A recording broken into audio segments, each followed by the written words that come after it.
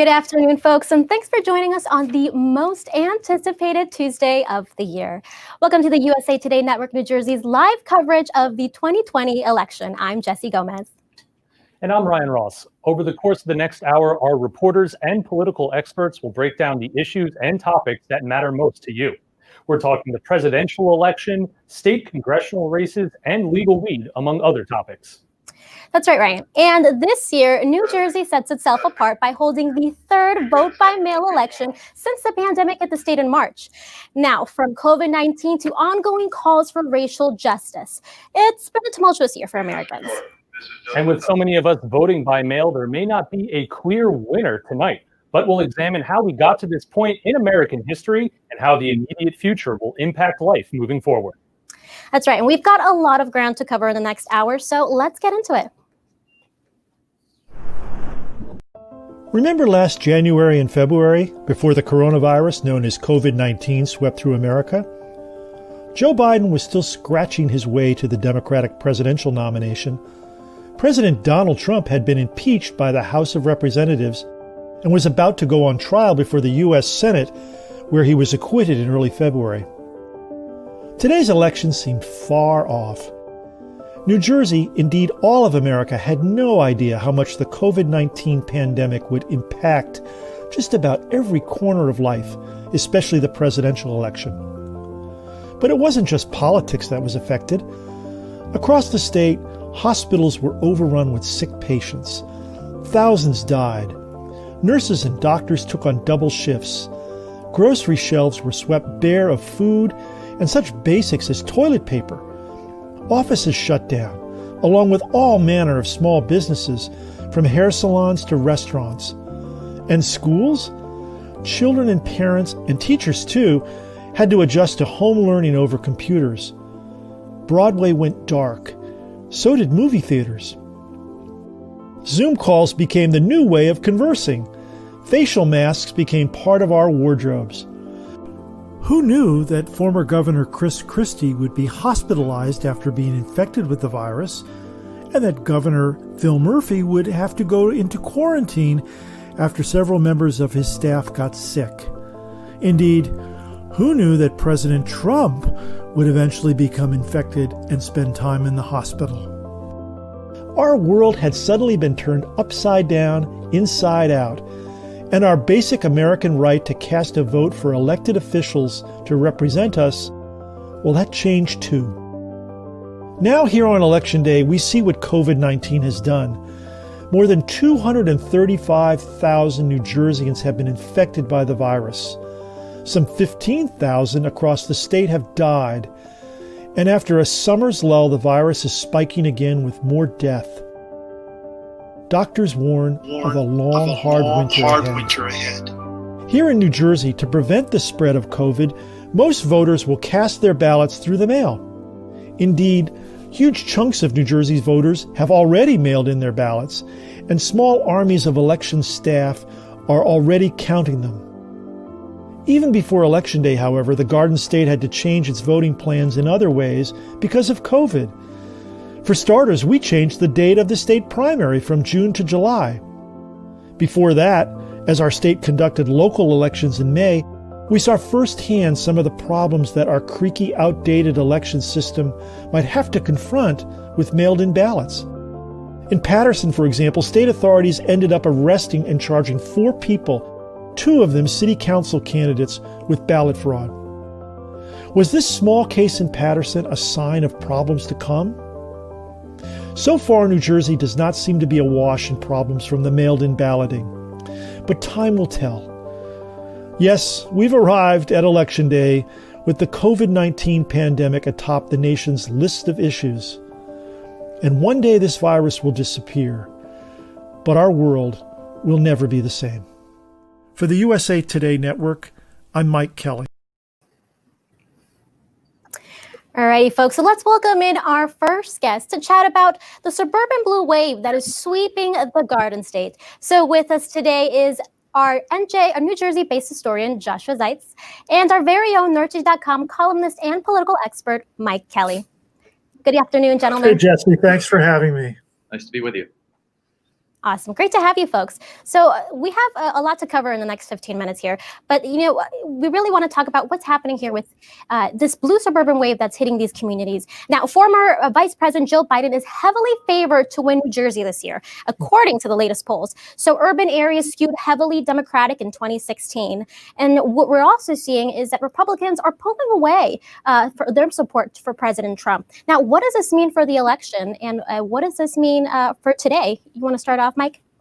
Sure, Jesse. I think in New Jersey, I think Joe Biden will probably win here quite handily. But what I'm looking at is the suburbs, because I really think New Jersey is a barometer of the nation on some level with suburban voting. And in particular, I'm going to be looking at a district here in northern New Jersey, the 5th Congressional District that Josh Gottheimer represents. And what I want to see here in particular is what is the margin of victory if Gottheimer wins. And he's largely favored to win. And just to give you an idea about how much that district has changed in favor of the Democrats, there used to be, in 2012 in that district, there were only 119,000 registered Democrats. Today, there are 183,000 registered Democrats. The Republicans have not been able to match that. And we're seeing that all over these key suburban districts around Morristown and in Somerset, in Union counties. It's the same story. So I think if we look at this as New Jersey as a barometer of the nation, I think we got to look at the suburbs and how they are changing very much in the Democrats' column.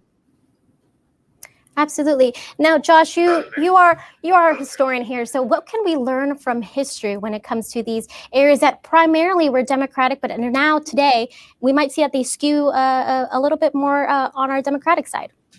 I think that political demography and political geography changes and realigns itself every couple of decades throughout American history. It doesn't do it magically. There's usually some set of structural or kind of human-led events that lead you there. I mean, if you look at the history of New Jersey, between say 1968 and 1988, it was a solid red state.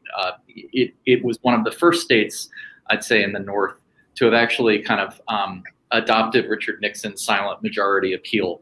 It had been a good, strong supporter of the New Deal. It had a heavily urban and white ethnic industrial base. These were precisely the same voters who, in inner ring suburbs, by 1968 began to leave the Democratic Party over fears around crime, fears around taxes, fears around the sort of counterculture that they increasingly associated with the Democratic Party.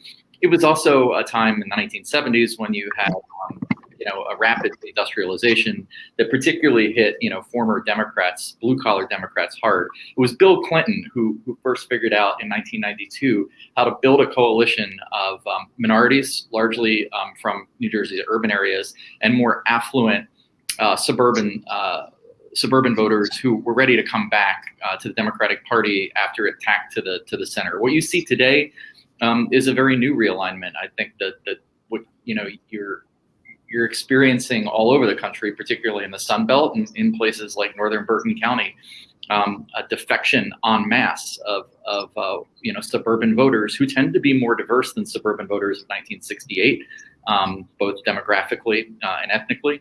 And they're defecting en masse. I think Trump was the catalyst for. He was a catalyst of this, but he was not the root cause of it. It was already happening, 10 years ago.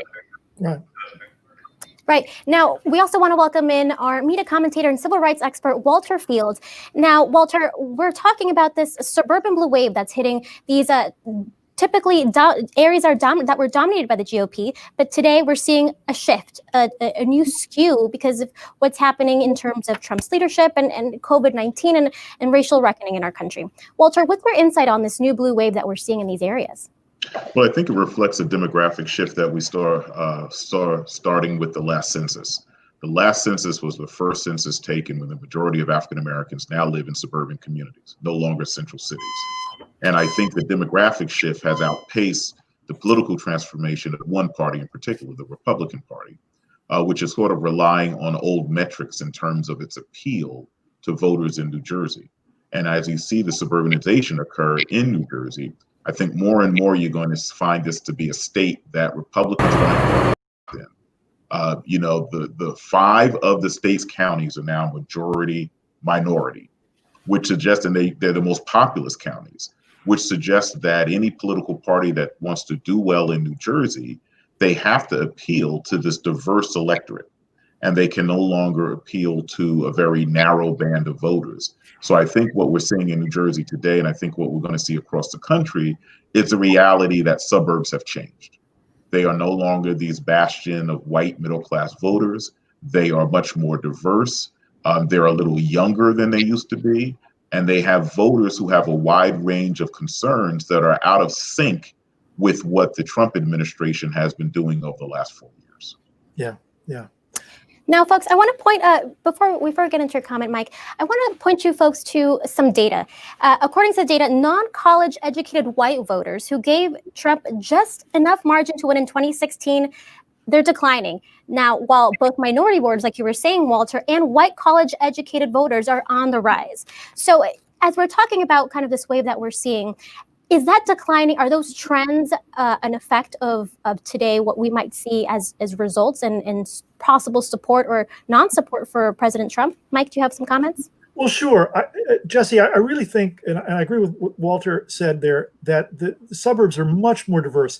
And we saw that this summer in many of the Black Lives Matter marches that took place in many suburban communities. I went to a march in Ridgewood, for example. Ridgewood, a place that a couple of generations ago had clauses in real estate documents where they wouldn't allow non-Christians or non-whites to buy houses there. There was a very large march in that town led by both Black folks and white folks. And so I think we were seeing similar gatherings across, particularly Bergen County and other suburban areas. But what I also think is going on here, and I think there is a transformation of what it really means to be a suburbanite. And I think many people who are now moving to the suburbs are embracing a much more progressive lifestyle. It's easy to compare what is happening today with 1968. And believe it or not, I actually remember 1968. And there's a very different, it's very similar in the sense that the nation is very divided. But when we look at the suburbs, we are looking at many more progressives out here. And I think what we are seeing here in New Jersey is really going to multiply across the nation tonight in the election and in the years to come. All of this raises a really interesting kind of question that political historians have asked, over generations, which is that, can a fundamental shift in demography change the very nature, can the change in demography and the electorate, create realignments, or do parties let those things happen? An example of this is in the 1920s, when an entire generation of new Americans came of age and were able to vote. These were the children of Italian and Jewish and Polish and Russian and Irish immigrants. And because the Republican Party, essentially thumbed its nose at them when they were able to vote by the 1920s and late 20s and early 30s. And the 1928, 1930 congressional elections were the first harbinger of it, or the 30 elections. They created a generational realignment toward the Democrats. And the question is today, is our changing demography, not just in the suburbs, but really the changing American demography, does that augur some sort of natural shift? And what's fascinating is that it doesn't have to for the Republicans. There are soft spots within the non-white voting population for Democrats, particularly among Latino men, particularly among Latino men without college educations. There are non-white populations that tend to be much more religiously conservative and probably would be receptive to the Republican message, but the party has radicalized itself in such a way that it is in danger of losing the demographic, its grasp on demographic possibility for a generation in the same way that the Republicans in 1920. I would agree with you on that. And I think what I'm hearing, and I spent quite a bit of time on the ground, not only here in New Jersey, but also in Pennsylvania. And what I'm hearing from so many people out there what the turning point was Donald Trump, and and that works two ways. If you are a dyed-in-the-wool Republican, you have embraced Donald Trump and all of his entire agenda.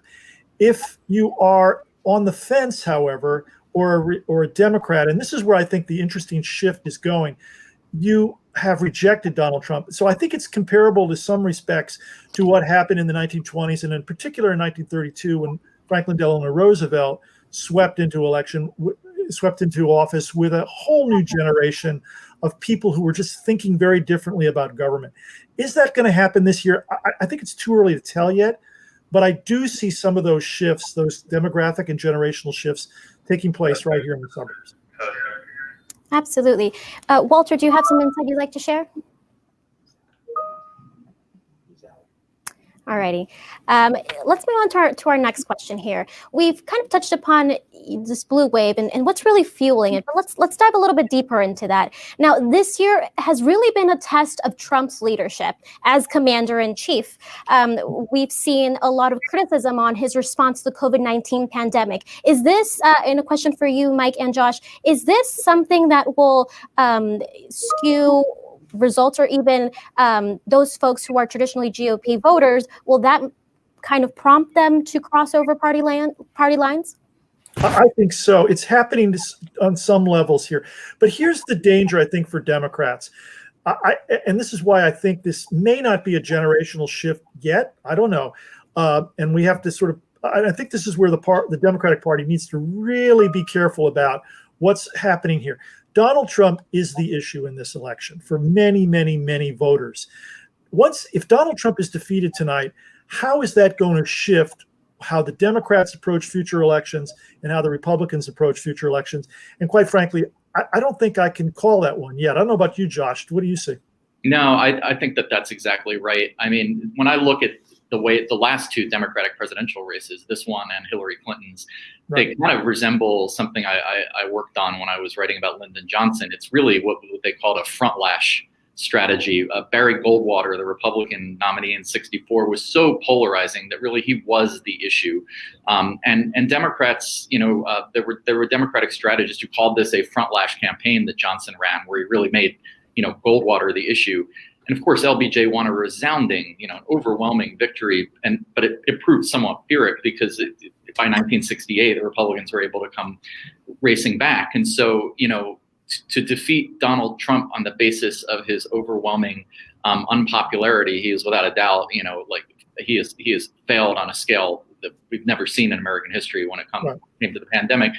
That's one thing, but then how do Democrats put together a longer standing coalition in a country that's changing rapidly from a demographic standpoint, from a political geography standpoint? And Democrats are going to have their own divisions to deal with in a potential Biden administration between, a younger and resurgent left and those who are more in the center. Absolutely. Now, folks, we're wrapping up our segment. Any last thoughts before we head on to our next conversation? Mike? Well, I agree with Josh on this one. The period between 1964 and 1968 is very, very instructive. A lot was done in a very progressive way with what Lyndon Johnson was able to get through. I mean, if you think of the level of legislation that was passed then, not only dealing with civil rights, but other major progressive programs that are still with us today and are frankly being challenged by many conservatives. The question now is if Democrats prevail tonight, and I think they will, at least in New Jersey on a congressional level, and certainly in voting and supporting for Joe Biden, if that trend continues across the nation, what will happen to the Democratic Party?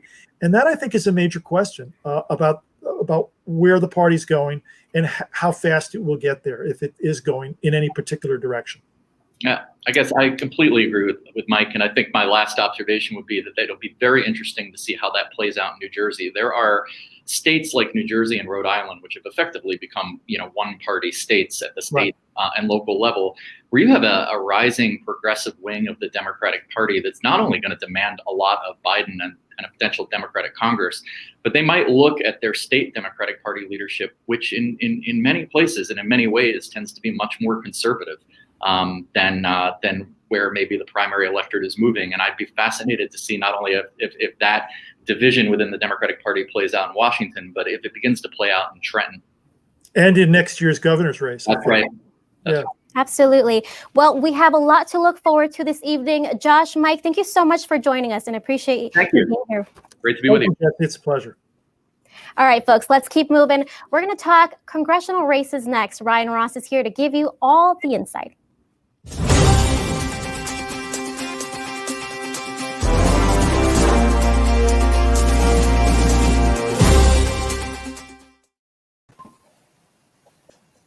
Our live Election Day show continues now with a look at the most talked about congressional races happening around the Garden State. For a closer look at candidates and biggest stories surrounding each campaign, we welcome in our next panel of experts to the show. From the USA Today Network, we have political reporters Ashley Balderzak, Charlie Stile, and Terrence McDonald, as well as the director of the Fairleigh Dickinson University poll, Krista Jenkins. Thank you all for being here this afternoon. And Ashley, we'll begin with you. We mentioned congressional races at the top, but yes, there is a Senate race as well on the ballot in New Jersey. Whether or not it got lost in the shuffle with these congressional races and the presidential election, who knows about that? But let's talk Cory Booker and his race and how it's been going.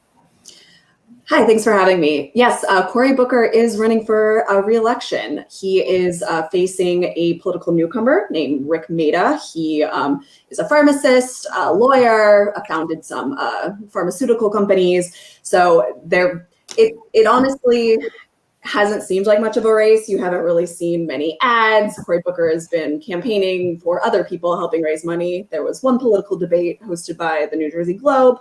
And the polls are showing that Booker has quite a substantial lead there, like more than 20 points. So we'll see what happens. But that's, yeah. Let's get into some of these congressional races. And Terrence, we'll start with you, but of course, anyone can jump in this discussion. It was mentioned a little bit at the top of the show, but Josh Gottheimer in the 5th Congressional District seeking a 3rd term after spending 4 years representing a district that was evenly split between Republicans and Democrats, but is tilting more Democrat. And the strategy that Gottheimer has to have, this tightrope he has to walk, appealing to liberals while not alienating conservatives. Yes, he sort of branded himself as a problem solver and a moderate voice in a party that has started to look at leaders like AOC. And he's running against Republican Frank Pallotta. The pollsters believe that Gottheimer has the edge here. They believe that this is a likely Democratic seat, but neither of them are really taking it for granted. And yeah. And in terms of the polls too, Krista, what are you seeing from your end?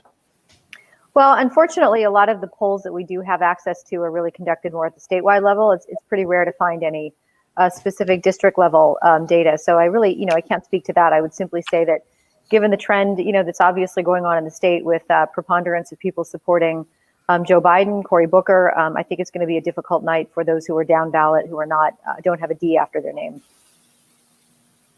Another congressional race we're watching comes out of the 9th district. This one gathering some attention because the opponent challenging the incumbent in this race with some ties to QAnon. What do we know about this race and really the news surrounding this?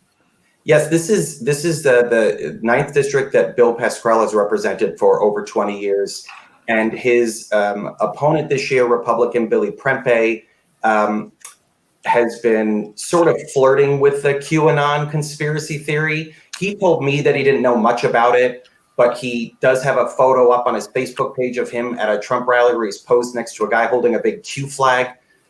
He also used a hashtag on Twitter that people in the QAnon movement use. He says that that's sort of just a distraction to keep the voters from focusing on the issues in the race. But it's not really compelling when you start to hear him talk about this conspiracy theory. It sort of sounds like he's really bought in on it.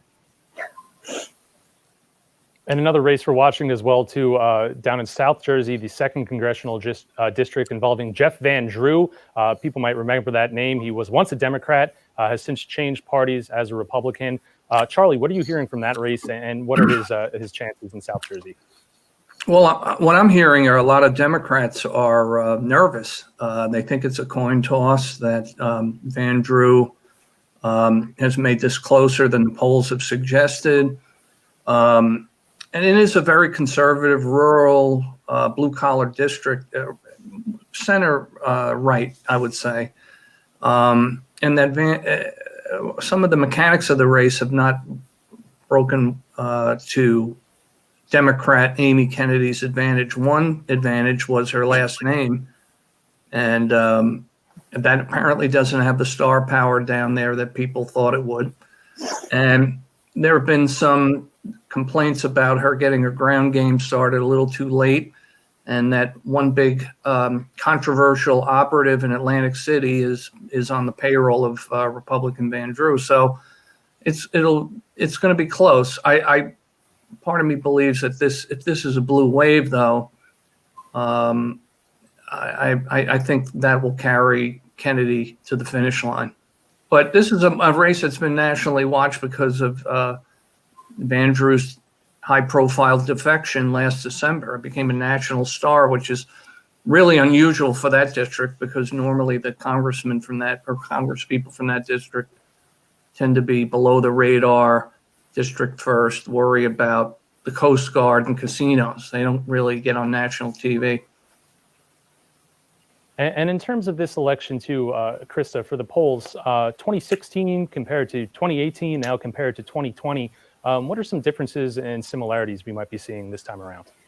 Well, there's been so much made, I think, about sort of the misfire of 2016 and how pollsters really led Americans astray. I mean, there's ample evidence out there. At the national level, the polls were actually quite accurate. Statewide polls missed the mark, particularly in the battleground states. Whatever errors existed at the time, I think, have certainly been corrected. So to the extent that we're looking at polling in 2016 versus 2020, I believe it's considerably different. I mean, obviously, there's just so many other ways 2020 is different. We've got the pandemic, we have an economic collapse, we have so many other things. So it's sort of like comparing apples to oranges. And it's very different, as you said. And Ashley, this is something you've been following as well. With so many of us voting by mail, really just unlike any election that any of us have seen in our lifetimes, at least. What have you been learning about this, and how is this compared to years past? Yeah, so we've had a ton of people submit their ballots by mail. I think the last count that I saw was about 3.7 million, and that's about 61% of the voters. And in 2016, there were 68%. So we're getting really close. And this is not counting all of the people that are casting provisional ballots today. People can still put a ballot in the mail, though election officials urge you not to. Use a drop box or deliver your ballot to your Board of Elections. But yeah, I'm very interested to see the total turnout numbers because it seems like we're getting there pretty quickly. And another congressional race too I want to touch on, another one out of South Jersey with Andy Kim. Terrence or Charlie, whoever wants to jump in on this. Andy Kim won pretty narrowly 2 years ago. Right. On the ballot again for this election. What are we seeing out of that race? Right now, that tilts towards Kim. He's running against David Richter, businessman from Mount Laurel, came from a prominent business family there. But Richter seems strangely ambivalent about running. He hasn't really put the resources behind the race that everybody thought he would be. The National Republican Campaign Committee has withdrawn some of its investment in that race. Still, I think some Democrats are nervous because this is a district that's roughly evenly divided between Ocean County and Burlington County, with Ocean County sort of a hotbed for Trumpism. And Burlington is predominantly Democrat, although you do have some pockets, some enclaves of Trumpism. So there's the fear I've heard from some Democrats is that the numbers in Ocean County, the fervent pro-Trump vote there could be larger than expected. And maybe Kim and the Democrats are not as amped up and as enthused as they were 2 years ago in the blue wave of 2018. I still think it's Kim's. And you mentioned too some of the finance angles. Ashley, that's something too you've been following. What are some of the campaign finance filings and how big has the spending been for this election? Yeah, so out of all of the congressional races, that District 2 has kind of drawn the most in. It's in like the top 20 of races across the country where mostly the Democratic and the Republican Party groups have been pouring money in, but you also see like Charlie wrote about how Michael Bloomberg had poured money into a new super PAC that was spending there. So Kennedy kind of has the edge there, but they both, it's like 7 million to 6 million. There's a ton of money there. District 7 also had quite a bit of money. Kane had the slight upper hand with the outside funds, but Malinowski has raised much more, spent about double as Malinowski there. And then with District 3, Ken just also kind of blows Richter out of the water and $3.5 million of outside help, while Richter got $600,000. So the Democrats here have really been benefiting from outside money in their own fundraising. Yeah, it's worth mentioning that 7th district race you alluded to. Tom Kane Jr., the son of the popular former governor, is running, trying to dislodge first-term incumbent Tom Malinowski. And he's doing it in really one of the ugliest, mudslinging ad campaigns we've seen. So maybe in the top 25, if you want to rank him in the past decade in New Jersey, but trying to suggest that Malinowski is a lobbyist for Human Rights Watch about 15 years ago was lobbying to protect sex offenders. It's a ridiculous charge, and it sort of tarnishes the Kane brand.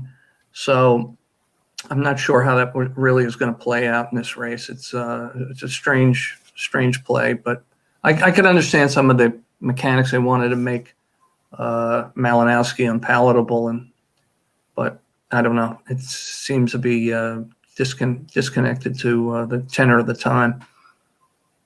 About 2 minutes left in this segment, so I just want to quickly go around the panel, and Krista, we'll begin with you. As we sit here about 4:30 or so in the afternoon on Election Day, I'm just curious, some of the storylines, some of the numbers that you're tracking that will have your attention for the rest of the night and the days after the election. Well, I mean, I think there's a lot of interesting angles to follow. I think turnout is going to be a huge story because, not just in New Jersey, but nationwide, what does this do to the likelihood of people actually voting? We've always struggled in this country with so many people who don't take part. If in fact we've made it that much easier for people to vote that they do, I think that could, have lasting implications for how we, conduct elections in this country. And then I think, might seem a little odd. I haven't heard much talk about it today, but I think the other really interesting story that's not getting a lot of coverage is state legislative elections. We don't have any, of course, in New Jersey. Ours are next year. But there's a whole bunch of states across the country that are having state legislative elections. And the outcome of those will really determine the way in which redistricting is done, based on census data. And, that can have lasting implications well into the next decade. So those are some things I'm interested in watching. How about for the rest of our panel? Charlie, what are some things that really have your attention tonight?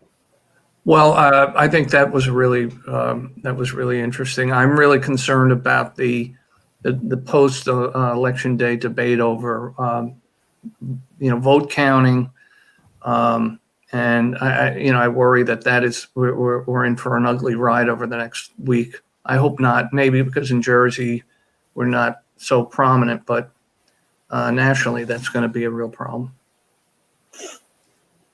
I'm actually really. Oh, Ashley, go ahead.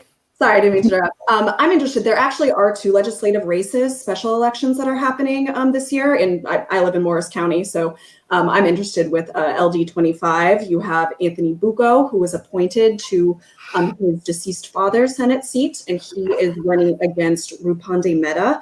And then the assembly seat is Ora Dunn, the incumbent, who won that seat to fill Anthony Bucco's against Darcy Drager. So this has mostly been a Republican district, but it looks like, as what Mike Kelly was talking about and the former panel, that they may have a chance, the Democrats, to seize that. So I'm interested in that. Last but not least, Terrence, we'll wrap up with you.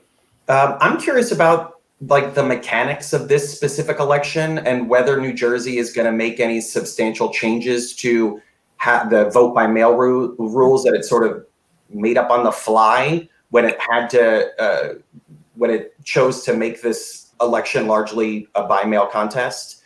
Like, for example, in July, they tossed something like 40,000 ballots were rejected and not counted, which was just a massive increase from 4 years before.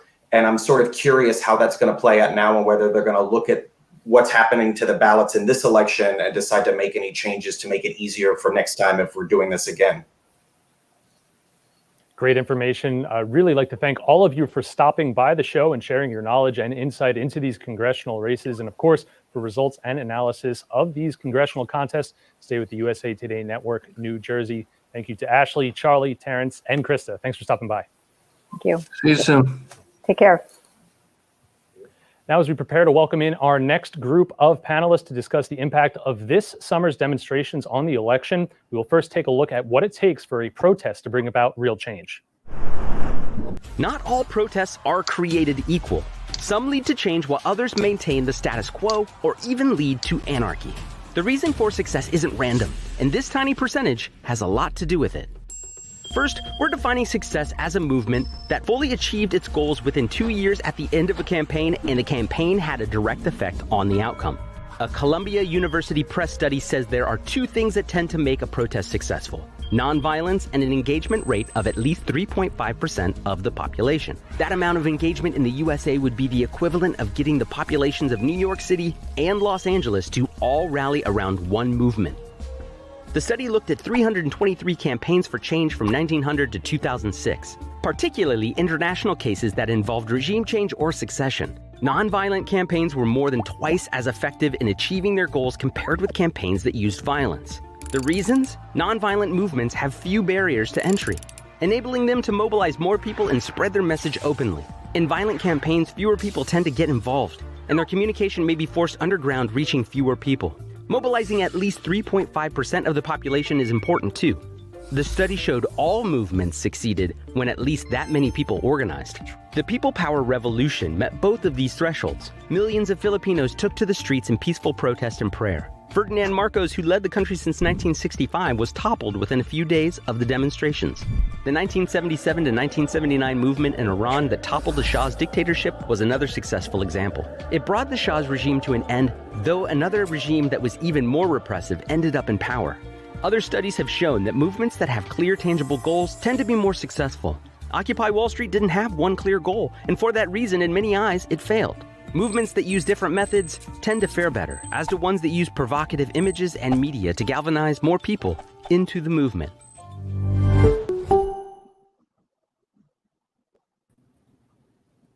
All right, folks. So the Black Lives Matter movement and police reform became major talking points for the 2020 election after nationwide protests following the deaths of Breonna Taylor, George Floyd, Daniel Prude, and more Black Americans. With us to talk about this is once again media commentator and civil rights expert Walter Fields, executive director for the American Civil Liberties Union New Jersey, Amal Sinha, and Black Lives Matter Patterson organizer and activist Zeli Imani. Welcome, gentlemen. Thank you. Thanks for having us. All righty, guys. So let's get into this discussion. Let's first talk about the Black Lives Matter impact on the elections this year. Now, as we know, Black Lives Matter was founded on a grassroots principle. There's no central leadership here. How heavily will the movement weigh on this year's election? You want to start off, Walter?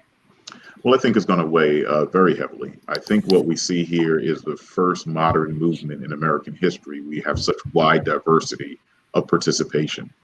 If you looked at some of the activities over the last 6 months, you saw a cross-section of America participating in these protest movements. And I think we've seen this enthusiasm in voting that I directly contribute to the Black Lives Matter movement. I think it galvanized a section of America on the importance of electoral participation. And I think the outpouring we've seen in early voting is an indication that that energy has now transferred over into electoral participation. Absolutely. Like you said, Walter, there is energy here. We're seeing that with the polls today, and we've seen them with our mail-in voting in the last couple of weeks. Amal, do you have some insight on the movement and its impact on elections this year? Sure thing. Thanks for having me. I do agree with Walter that I think that there is a sustained momentum right now that we hadn't seen in previous moments in American history. I think this sustained momentum is really growing, and that's important. But I think what we are realizing collectively as a society right now is that our voting rights and our elections don't occur in a vacuum. They occur in the context of the times. And just last week, we saw Walter Wallace Jr. Killed by Philadelphia police in front of his own mother. And so these are real, life consequences that are happening in real time.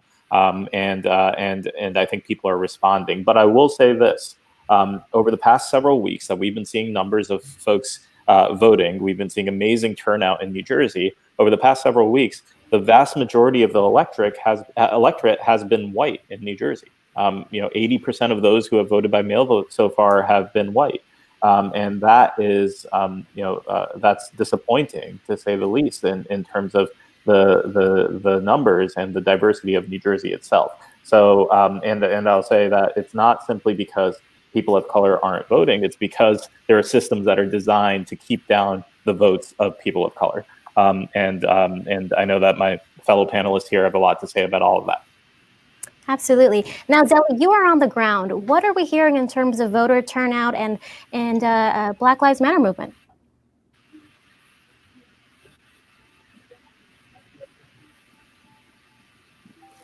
All right. So as someone as part of the Black Lives Matter movement. Say it one more time, sister. Go ahead. You're good. Oh, I was saying, someone that's on the ground on the Black Lives Matter movement, one of the things that we have been doing for the past 2 months has been organizing on the ground. We have been going out, educating people and organizing people to fill out the census, right? And also to realize that there's going to be mail-in ballots and to be on the lookout for those mail-in ballots. And when they do get it, it's as possible.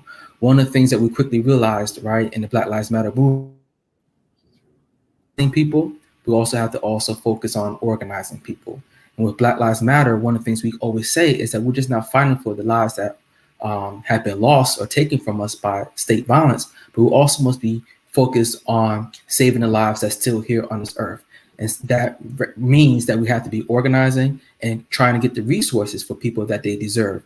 And sometimes that fight means using all the tools in our disposal, which includes voting. So encouraging people that if you do think the problem is potholes or taking out the trash or the education system, or whatever the case may be, using the power of the vote, using the power of the census is just one tool of many tools that we have in our toolbox to gain the resources that our neighborhoods desperately need. Absolutely. Now, gentlemen, all three of you are laying out issues, critical issues that voters are looking for change and relief from. Now, let's talk about President Trump's comments. So he's branded Black Lives Matter protesters, and I quote, as rioters, terrorists, Marxists, and left-wing radicals bent on destroying the country and defunding the police. Now, how does that translate to voters looking for change? Well, I think, it's the same language that was used against the civil rights movement in the 1960s. People forget that Dr. King was labeled a communist. He was, labeled anti-patriotic. He was labeled as sort of an enemy of the state.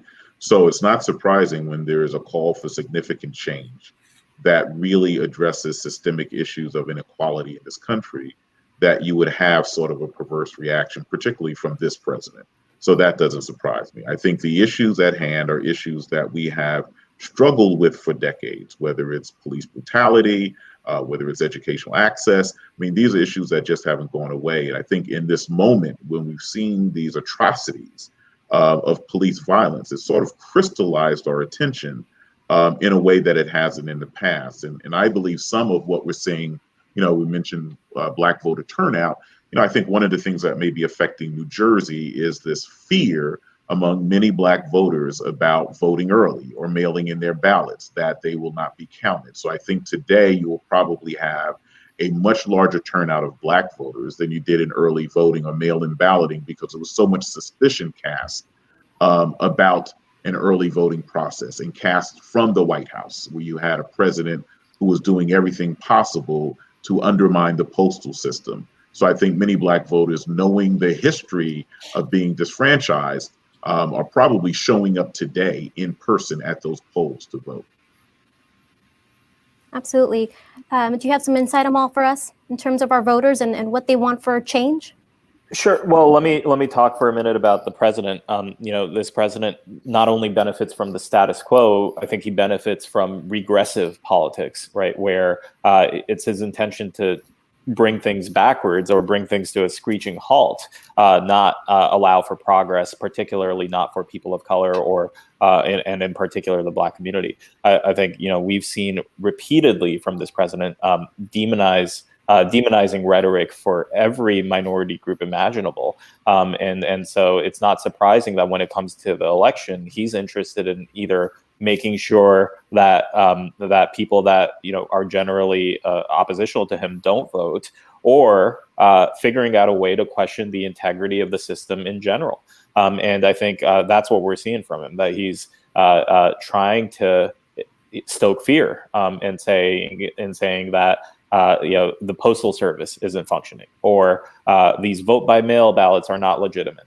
I think that is a real problem, and when we hear it from the top, it's especially concerning, and that's why I think state leadership is so important right now. However, even at the state level, across our state, we're seeing injustices arise. Right, like we're seeing, for instance, Newark has only 2 secure mail ballot drop-off boxes. Right, the biggest city in our state, the city with the biggest population of people of color, I think it's over 90% people of color, only has 2 drop-off boxes. So what's that about? That's something that we could have fixed locally and had more opportunity for people to vote if we wanted that to be the case. Absolutely. And it's interesting, you touched upon the issue on ballot boxes as well. Now, we're seeing also in Morris County in Dover, a town that's just 18,000 residents, primarily Hispanic and Latino, also just recently, 2 weeks before the election, got its own ballot box. And so in terms of voters coming out to vote, especially voters of color showing out for this election, what's gonna make them go out and vote today if they haven't voted already? I think it's going to be the motivation of what's at stake. I think for the first time in this country, there's a clear awareness that our democracy is under attack. And so I think many people will be motivated not by a singular issue, but by the notion that this is an election that matters concerning whether or not we are going to continue this democratic experiment in America, or whether we're going to take a dark turn towards fascism. So I think many people get it. I think many people are motivated. I think, at the end of the day, I think what's going to drive this election is the rhetoric of this president, and whether or not the rhetoric induces people of goodwill to come out and vote, or whether it encourages the worst elements of this country and will subject us to another 4 years of this madness. Absolutely. Zelly, once again, you are on the ground. What are the voters in your area saying in terms of change and the rhetoric coming from the White House? It's a very scary time that we're living in right now, right? I believe like last year, there was over 994 racial or bias incidents that occurred in the state of New Jersey, like a 75% increase than the year previously. And this is all under the Trump administration. And many of us have been seeing videos lately, going viral of people of color being harassed and targeted by Trump supporters and white supremacists. We've seen like Proud Boys in New Jersey, in our small towns in New Jersey, and it's here, right? This white supremacy is here. So I think that a lot of people realize that this fight is much bigger than who is going to be in office as political presidency. That this fight that people need to take a stand right now against white supremacy, and the vote is the most powerful way that they can make a stand against white supremacy from arising and taking power here in New Jersey. We don't want it to continue to gain momentum, and we don't want it to harm any more individuals than it already has done so far. Absolutely. Now, gentlemen, let's switch some gears. We're talking about change, we're talking about rhetoric, but we're also talking about the protests that we saw in the spring and the summer. And from those protests, what really emerged is the call to defund the police or end the police brutality. Now, how important is the Black Lives Matter movement, and not just the Black Lives Matter movement, but also the movement to defund the police here among voters in New Jersey? And has that gained steam with leaders here in the state? Well, I think that people are listening differently today. And so I think some of the early concern about the language of defund the police has been minimized because people are maturing in their understanding of what that really means. And all that really means is looking at public safety differently. It means that we have to redefine roles in our state and in our communities of what the police do and how the police engage citizenry, and whether or not there are other means to address issues in our community that we now use police for. It's nothing but reordering budgetary priorities and reordering public policy to make sure that citizens are safe, and in return, make sure that police are safe. So I think the defund the police movement, as controversial it was when it first kicked off, I think people now are beginning to settle into the policy discussions around that language, which is critical if we're ever going to change, our society. Absolutely. Amal, do you have some comments? I know you were on a live with us earlier this year talking specifically about this defund the police movement. Yeah, you asked whether leaders, or whether it's resonating with the leaders in the state. I consider myself a leader in the state. I consider Zelly a leader and Walter a leader, and these are folks that it resonates with. It's the leaders that are elected officials that chose to sort of misinterpret what defund the police meant. I think Zelly and Walter and I were probably all on the same page about reallocating of resources, making sure that we were thinking about who the first responders are to instances where we don't need an armed police officer. There was an incident on the Parkway where somebody was killed. Maurice Thornton was killed by state police. What he really needed was a tow truck, right? He didn't need an armed police officer coming after him and escalating the situation more than it needed to be escalated. So if we insert that nuance into the conversation and elect leaders that understand nuance and want to engage in that conversation, then we're going to be in a better position to have the conversation. I think what we are seeing right now is resistance and the deliberate, oftentimes, misinterpretation of what it is that activists and advocates are calling for, which is a real problem. Because from what I understand about police budgets, and I've been looking into a lot of them, police budgets routinely get increased every single year without question. And in fact, having talked to several people in city councils across the state, I've learned that if anybody wants to start a program anywhere or invest anywhere, they'll cut any other budget other than the public safety budget or the police budget. And that's not, I don't care what ideological background you come from, it doesn't make any sense to blindly give money to a program without scrutinizing how that money is being used. So I think it's the call to defund the police is a call to reimagine policing and our first responses, but it's also a call of fiscal responsibility. It's a call of analyzing budgets and scrutinizing every dollar spent, which I think we as civilians should expect from our leaders at every level. Absolutely. Zelly or Walter, anything else you want to chime in with specifically on this movement? Well, yes, definitely. I agree with what the gentleman has said earlier about defunding the police. And I believe that since the beginning, since we started saying defunding the police, it has gained more momentum and more people have been able to understand it more clearly, especially folks that's in the public and in the communities. Once you're able to explain to people like what the city budgets are and how much money is allocated to the police versus how much money is allocated to recreation, people really tend to lean towards defunding the police. Like when you tell people that a quarter or more of the city's budget is allocated to the police, which is maybe $46 million, and only $2 million is for the recreation for the youth, then people are saying, hey, like, why can't we take another like $2 million from the police budget to fund more activities and more recreational programs for our youth? If we're always claiming that our youth have nothing to do and that because they have nothing to do, they're out there in the streets, one of the solutions then is to fund the recreation program, fund all these initiatives that will make our kids safe and give our kids something safe to do. The other thing what Walter was saying is redefining the roles of police officers, because many of our cities operate on a QE system. The cops go to the incident that has the highest rating. So what happens then if someone gets into a car accident? Do you really need an armed officer to be at a car accident for like 2 hours when there's maybe a robbery going on the other side of the city and all that officer's doing is taking down a police report? That makes no sense to me. Rather than that, let's try to recreate different roles where someone else can go to that car accident to fill out that police report when a police officer can go to more serious life-threatening incidences. I think it's also about redefining the civil status of a police officer. So police officers now have qualified immunity, and the public can hardly hold them accountable for their actions.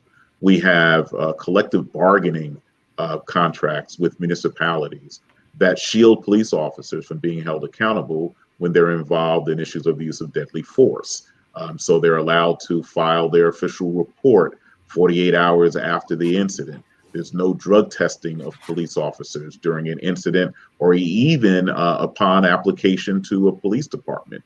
And I think we've given police officers this lofty status that immunizes them from being held accountable. So I think we have to do two things. I think we have to reimagine policing, but we also have to reimagine what a public safety officer really is in our community. And I'll chime in here because Walter brought up collective bargaining. I think we need to scrutinize the role of police unions in our society. Police unions are not traditional labor unions that look out for benefits and salaries and things like that, and engage in collective bargaining. They are entirely political creatures that hold an obscene amount of power. And can derail efforts for reform every step of the way. When the Attorney General put out fairly minimal guidance on making sure that there's some transparency in police misconduct, revealing the names of officers who are convicted of the worst or most egregious misconduct in our state, the police union sued and stalled that directive from the highest ranking law enforcement officer in our state. And we, as the ACLU, full disclosure, we entered into that lawsuit to try to advocate for that transparency. But police unions are able to just derail reform efforts every step of the way. And in democratic New Jersey, the biggest police union in our state, for the first time, endorsed a presidential candidate, and they endorsed Donald Trump. And that is, telling of who the police union actually is seeking to represent. I don't even think that police unions adequately represent officers of color, let alone people of color. Now, gentlemen, we're down to our last minute. I do want to ask one question in regards to the presidential race. Depending on the outcome and the results that we see, the early results we see tonight and in the next couple of days, will protests and calls to end racial injustices end, depending on who wins tonight? I don't think so. I think we're well beyond that point of believing that a candidate from one particular party is going to automatically address these issues. I think people understand we're in this for the long haul, and we have to, dig our feet in, and that even if a Democrat is elected, we still have a lot of work to do to move this country to a better place. Anyone else? Final comments? Yeah, I agree. There's no one party. There's no one politician. There's no one that's going to save us, and we have to do the work ourselves. I think it's of course people are going to vote for whoever they vote for, but the work continues, and in fact, whoever comes into office at any level is accountable to the people, and we have to hold them accountable and make sure that we are watching every step that they make, every policy decision that they make, and that we are viewing it all from a racial justice lens. One of my fears is that if there's a change in our federal government, that people all of a sudden will be a little more comforted because or relaxed because we're not seeing somebody as horrible in terms of their rhetoric as Trump. And I think that's a mistake. I think what we need to do is keep our guards up because the bar is set so low now that any sort of anything that's not regressive or racist it will be seen as welcome. And I think we need to hold our officials to a higher standard and make sure that we're actually we're being anti-racist and actually looking for policies of equity rather than simply being comforted by the presence of somebody who's not explicitly racist. Gentlemen, thank you so much for your insights. This conversation can go on and on for hours, but we appreciate your time. And thank you once again for joining us this evening. Thank you. Thank you. Thanks. Thanks, guys. Alrighty, folks. Now let's switch some gears here. Another big thing that's on the ballot in the state this year is legal weed. So our reporter, Mike Davis from Asbury Park Press, breaks it down in this video. Let's talk about public question number 1, the legalization of marijuana. Now, everyone who lives in New Jersey knows that we're basically the center of the country. New York is over here, Philly is over here, and there's New Jersey right in the middle. So legalizing marijuana here could have kind of a domino effect on the rest of the Northeast and maybe even the rest of the country. There are a lot of reasons why the pro-legalization team wants your vote. The economic benefits could be huge. Thousands of jobs planting, picking, and selling legal weed, and plenty of other jobs that don't even touch marijuana, like lawyers, engineers, designers, even the tourism industry can benefit from marijuana legalization. But the big one is this: black people in this state are more than 3.5 times more likely to be arrested for marijuana possession than white people, even though all of the studies show that just about everyone uses marijuana at the same rate. Activists say that legalizing marijuana would put an end to decades of this injustice. We can end 32,000 unnecessary police interactions. That's 32,000 instances that something bad could happen, but also letting the cops actually focus on things that actually protect our community rather than policing our community. Now, there's obviously another side of this, mainly public health and public safety. There is no equivalent of that little breath test that police officers use to determine if you're drunk while driving. And even though we have a pretty good idea that cannabis has medicinal qualities to it, we can't do real scientific research on that until the federal government legalizes marijuana. So we don't really know how it affects the human body, either using it for medical purposes or just for recreation. So it comes down to this: like any drug, from alcohol to nicotine to opioids, legalizing marijuana is going to have some risks. But that risk comes with the potential of an economic boom and taking a big step towards justice and equality. The only question now is yes or no.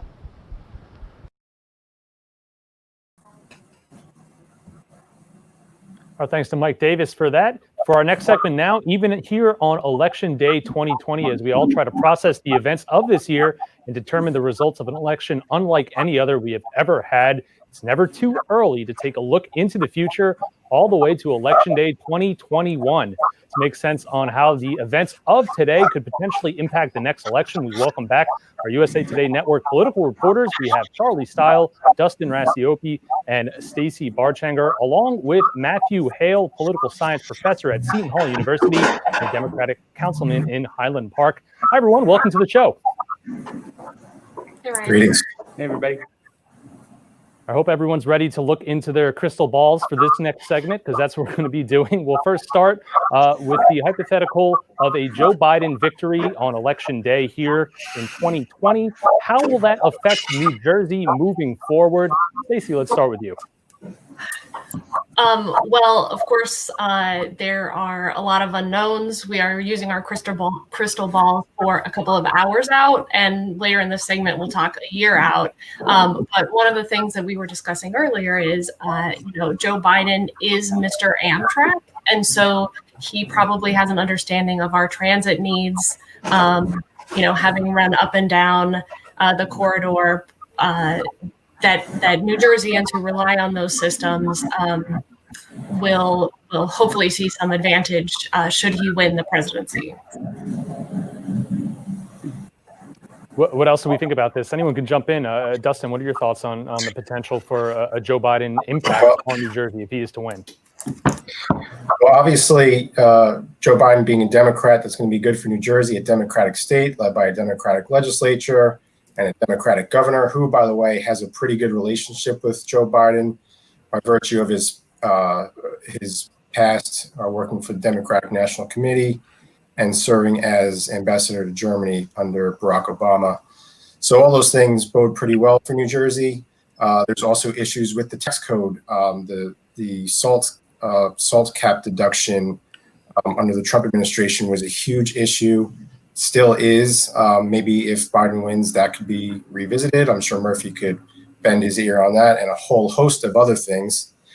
But in the immediate term, Stacey highlights what is the most pressing need for New Jersey, and that's the Gateway Tunnel. And that's something that the Trump administration has kind of played loosely with the football on this one and teased, it's going to be infrastructure week and we're going to make America great again, and the region's infrastructure is going to get worked on, but that just hasn't happened. It's happened in bits and pieces here and there, but that tunnel needs to get done, and that'll be priority number one if there is a President Biden.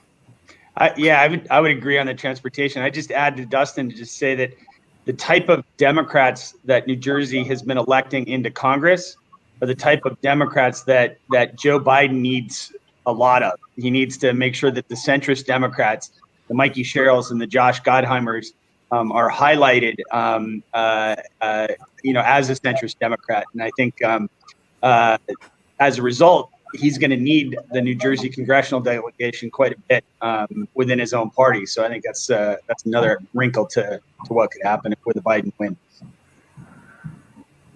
And taking a step further as well, what would a Biden presidency along with a Democratic-controlled United States Senate mean for New Jersey? Is there an extra wrinkle that's added when you factor in the potential for the Democrats to have a majority in the Senate? Well, I think all those things that everybody mentioned would become more likely to happen. And I think you'll end discussion about ridiculous things like offshore drilling. I never really understood what the political advantage for that was. And we don't really, given our fuel supply, our own natural gas supply, we don't really need it. But so you'll hear less of that. But definitely all those agenda items, especially with the state and local tax deduction, they're going to need that Senate to be Democratic to make that happen. And that's I think that's going to be the biggest priority, because the gateway is a lot of that's already in the pipeline, and the Trump administration's just been sitting on it. You take away the Trump administration and put the Biden people in, they'll greenlight it. Whereas the SALT deduction, you're going to need a Democratic Senate. I also think a Democratic Senate means Senator Menendez becomes chair of foreign relations, maybe banking. I mean, it's like he's up on the food chain in the Senate, and he becomes a pretty high, powerful chair right away. So that's good for New Jersey as well. And now for the other side as well, let's talk about a potential second term for President Trump and what that would mean for New Jersey. It seemed like the president and Governor Murphy got along, at least during the coronavirus pandemic earlier in this year. What would a second term for President Trump mean for the Garden State? A hellscape. Well, I'm sorry, I had to say that, but I was going to go there too. But. Yeah, I might as well say it. Yeah. Probably more lawsuits from the Attorney General's office here. Kabir Graywall has made a career out of suing President Trump on a whole host of issues. But it would certainly present challenges for Governor Murphy, because he's railed against Donald Trump so hard for the first 2 years, and then the pandemic hit, and all of a sudden he had to become a diplomat. And as you noted, he's worked really well with the president. He's avoided any nasty tweets, which counts for quite a lot, actually. And he's actually gained a couple of concessions from the president, going back to the Gateway project, a related project on the Portal Bridge. He got some assistance there. But can he do that for another 4 years? It's really hard to navigate Trump's orbit without getting completely obliterated by him. Well, I actually think that there's also an opportunity for Governor Murphy if Trump were to win, because if Trump wins, the Democratic Party is going to take an incredibly fast and full left-hand turn. That the next time that the Democrats are going to go with, say, enough of these centrists, enough of these, pretend Democrats. Let's go with a full-on progressive agenda as far left as we possibly can. And Phil Murphy's in that conversation. Phil Murphy could be a standard bearer for that part of, and I think probably is a standard bearer for the progressive wing of the Democratic Party. And so if Biden loses the Democrats are going to, I think, shuttle being centrist and go to the left. And I think that could be an opportunity for Phil Murphy in 4 years. So.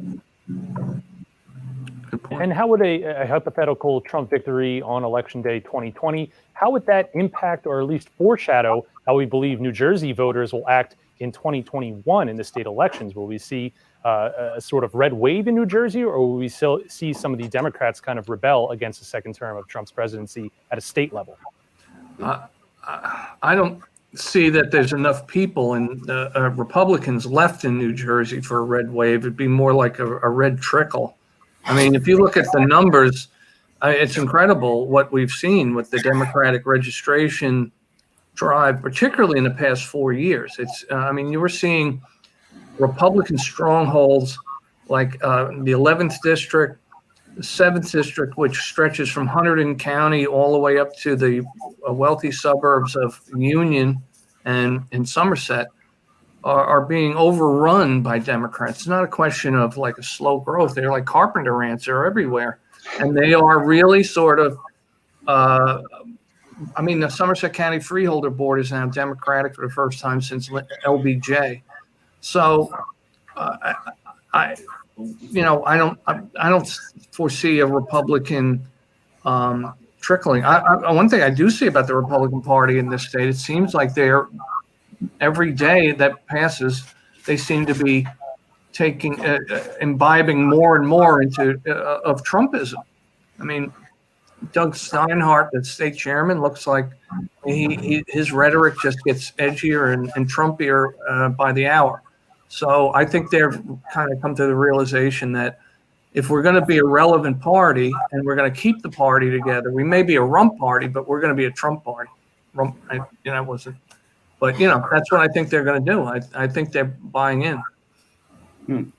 But I do, just to add something, I do wonder how that will play out next year, because you have certain state level Republicans like Assemblyman John Bramnick who have like sort of walked this line of like, do I embrace Trump? Do I distance myself from his rhetoric, which is what Assemblyman Bramnick has tried to do.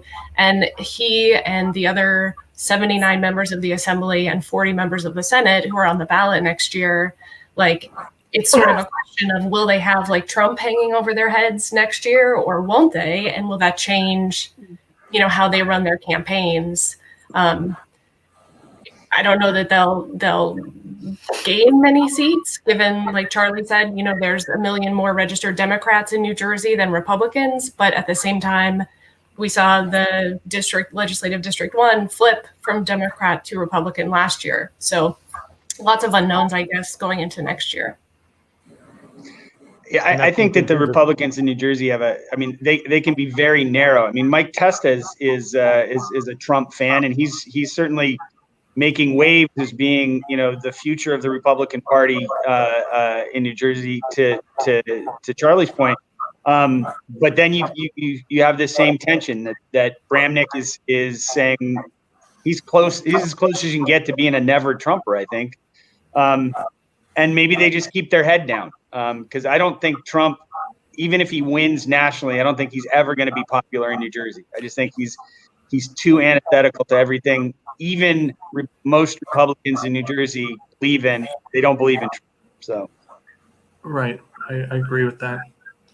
I mean, Bramnick, Jack Ciattarelli is another one that's in this dilemma. I mean, I saw a picture of him the other day at a Chris Smith rally. And he's there with the megaphone. Chris Smith is a representative of the 4th district and the Republican who won his seat, who's probably going to be reelected. There he is with a bullhorn with Jack Ciattarelli at an event, and some guy on the left waving a Trump flag, unfurling over the shoulder of Jack Ciattarelli. To me, that's emblematic of the dilemma he's in. Jack Ciattarelli isn't a Trumpian. Jack Ciattarelli is a pragmatic businessman from Raritan, who wants to fix things and make things be more productive. That's his big MO. He's not an ideologue, but he's going to have to play with, he's going to have to nod and wink with them. And I think they're going to want more than a nod and wink.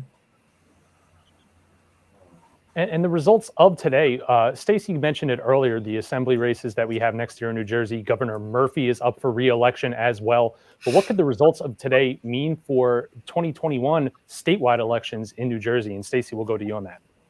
I guess just, like what I was talking about is there's this calculation for assembly people and senators about, do they embrace Trump? We just don't know at this point if they will even have to make that a consideration next year. And I mean, I'm sure one of my colleagues can talk about the governor's race. As Charlie was just saying, it's just a big question of whether that will have to be a calculation for our state level candidates next year. I think one of the most interesting things about the 2021 governor's race is the NJEA just endorsed Governor Murphy.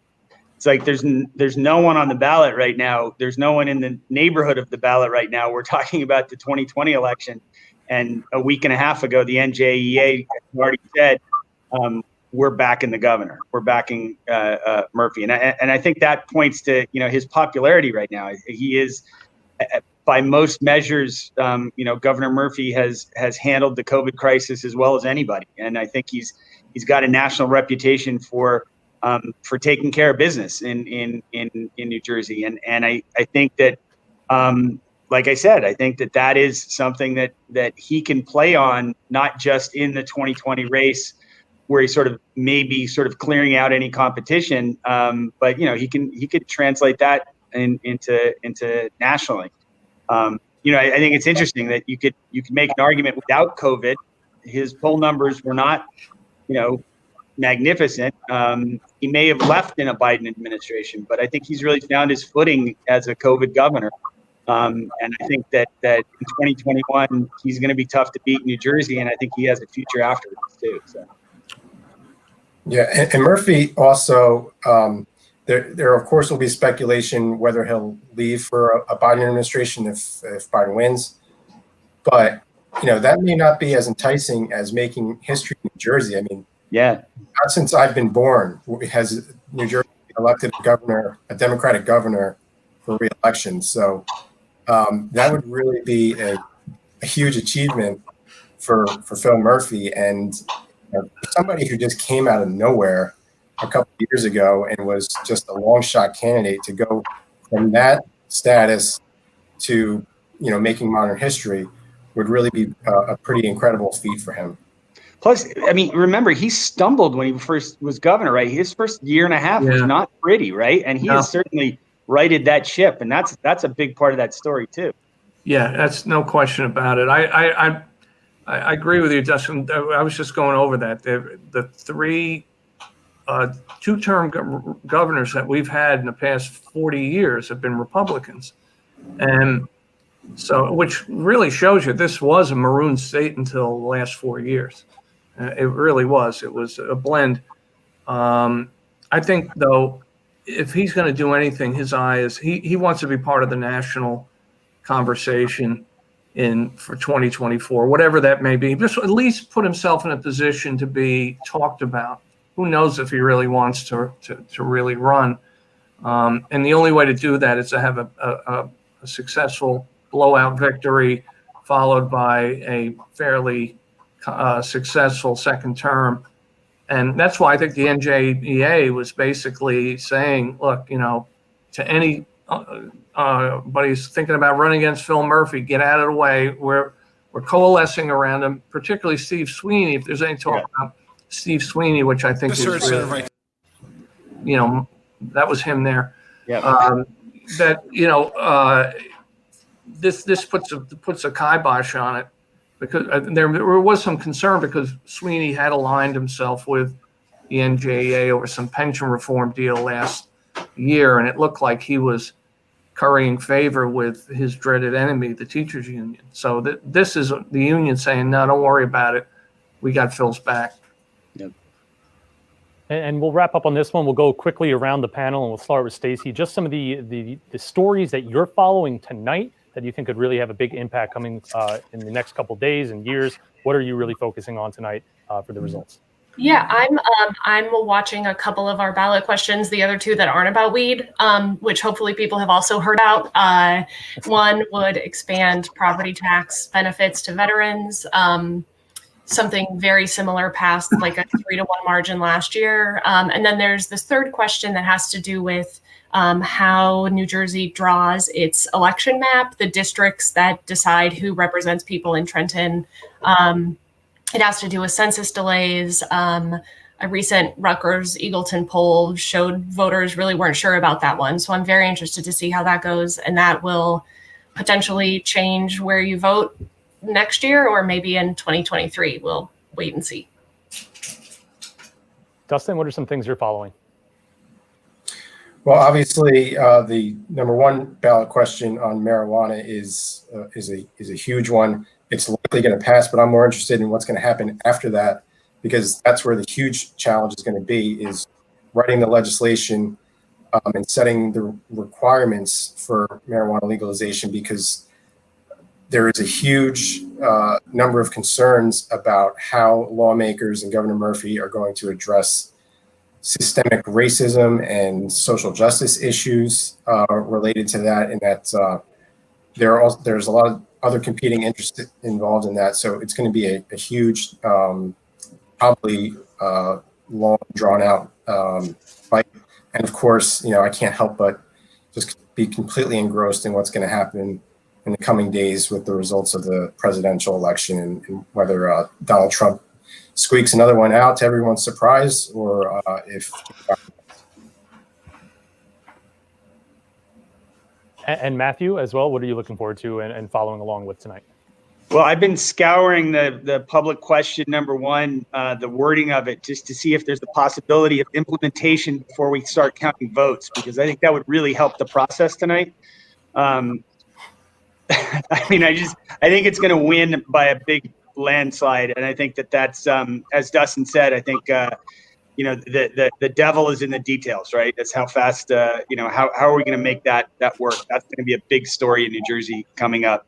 The other thing that I think is interesting is a lot of parts of New Jersey. There's a lot of sort of our counties, and we're going to know the results of our congressional races in the 7th and the 2nd and the 3rd.